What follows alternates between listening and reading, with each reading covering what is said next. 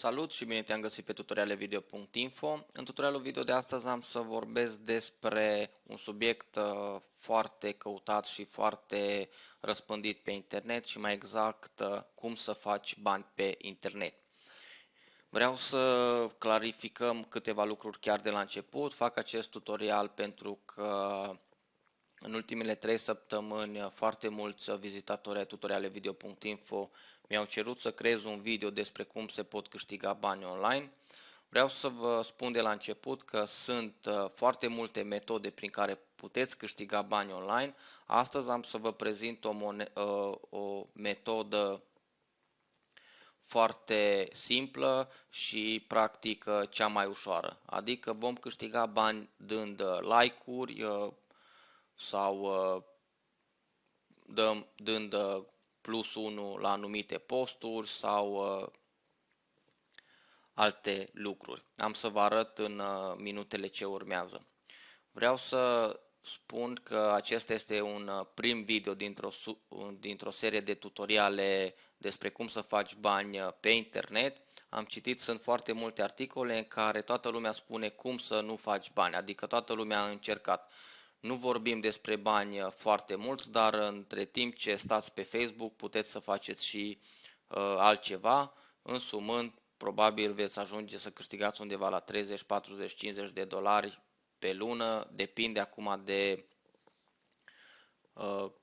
cât munciți, pentru că bani în mod gratuit nu o să vă dea nimeni niciodată, trebuie să faceți ceva pentru ei. Și cum am spus de la început, astăzi am să vă arăt cum câștigați bani din like-uri. În tutorialele video viitoare am să vă arăt cum puteți câștiga bani din afiliere, cum puteți câștiga bani vizionând videoclipuri, cum puteți câștiga bani din multe alte website-uri, cum puteți câștiga bani făcând voi practic anumite lucruri sau participând la anumite sondaje, tot felul de chestii. Sunt foarte multe metode, eu sper să atingă cele mai importante dintre ele și în cazul în care o să aveți întrebări, nu ezitați să ne scrieți în secțiunea comentarii. Website-ul pe care am să vi-l prezint astăzi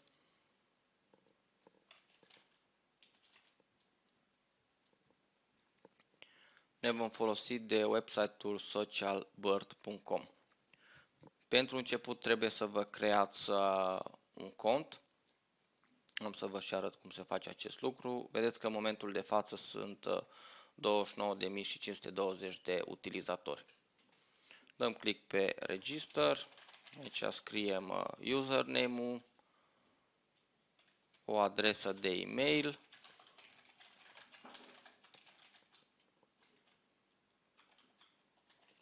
introduceți o parolă, selectați sexul bărbat sau femeie, țara România și acum scrieți acest cod din imagine. Voi o să primiți un cod diferit, trebuie să-l scrieți corect. Dați click pe Submit. Bun, acum introducem în partea dreaptă din nou userul și parola pe care le-am creat, bifăm Remember Me și dăm click pe Login. Ok, în momentul de față avem aici în partea stângă, avem 100 de monezi, avem și 20 de cenți bani pe care putem să îi scoatem doar prin PayPal. Dacă nu aveți un cont pe PayPal, căutați pe tutorialevideo.info în partea dreaptă, în secțiunea Search PayPal și acolo am explicat într-un tutorial video cum puteți să vă faceți un cont pe PayPal. Acum haideți să începem să câștigăm bani. Aici în partea stângă avem Facebook Like, Facebook Share, Facebook Followers, Google +1, LinkedIn, MySpace, Pinterest. Sunt foarte multe website-uri de socializare. Ca să puteți câștiga bani pe fiecare din acest website sau ca să puteți aduna monezi, da? Trebuie să îndepliniți sau să faceți anumite lucruri. De exemplu, vom începe cu Facebook Likes. Da? Am să intru pe Facebook. Eu am un cont de Facebook făcut tocmai pentru astfel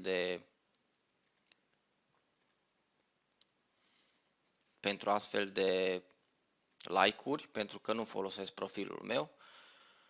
Și dați click pe like, da? După ce dăm click pe like, așteptăm 5 secunde. Suntem redirecționați către pagina ZigSub și dăm click pe like, da? Și acum dăm click pe close și vedeți, am primit 2 credite. Dăm din nou click pe like și așa faceți la fiecare like în parte, da? Dăm din nou click pe like și închidem. Da, vedeți, a și dispărut la ce am dat like mai devreme și am mai primit încă o monedă și avem 103 monede. Ok, avem like websites, da? Aici trebuie să dăm like la pagini și aici vedeți că deja primim 4 monede.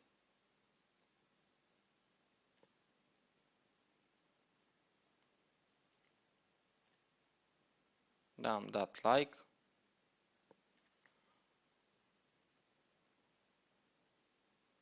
Așteptați să se încarce.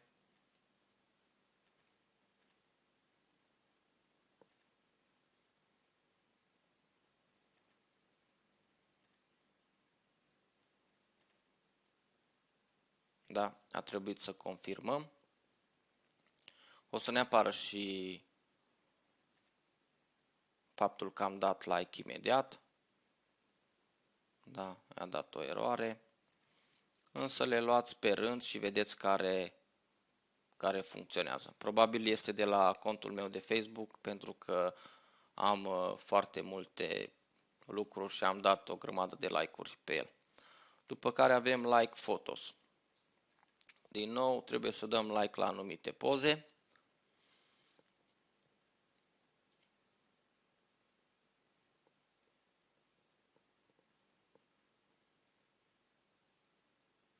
Da.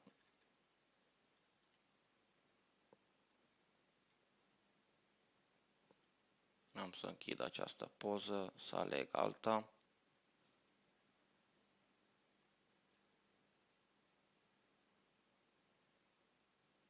Și asta faceți toată ziua, da? Vedeți că am fost informați că poza nu mai este disponibilă. Selectăm altă poză.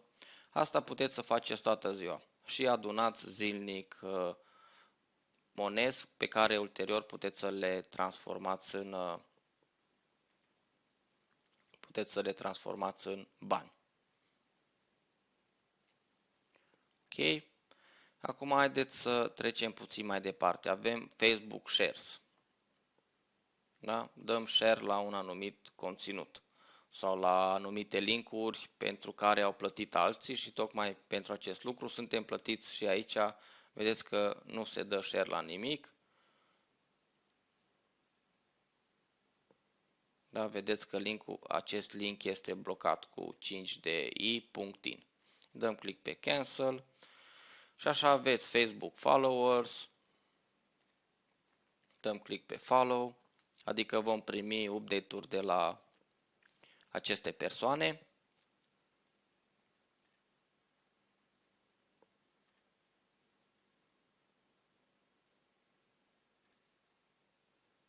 Da? Și am mai primit încă o monedă.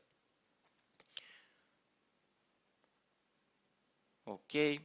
Acum trebuie să aveți, cum am spus și la început, conturi pe Facebook. Eu vă sugerez să vă creați un cont separat de Facebook pentru această rețea, cu ajutorul căruia puteți să câștigați bani. Pentru toate rețelele de socializare, mai creați-vă câte un cont, să folosiți să dați like-uri și așa mai departe. În cazul în care aveți alte întrebări, nu ezitați să ne întrebați. Cum am spus, acesta este un prim video dintr-o serie mai lungă despre cum se pot câștiga bani online, pentru că chiar se pot câștiga bani online, doar că trebuie trebuie să și munciți, pentru că nu o să vă ofere nimeni absolut niciodată nimic gratuit.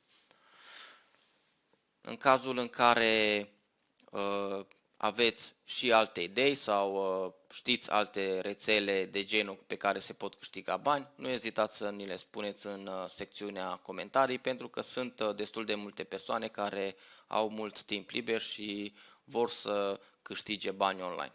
Noi probabil nu știm atât de multe cât știți voi și să le împărtășim și celor care vizitează website-ul nostru.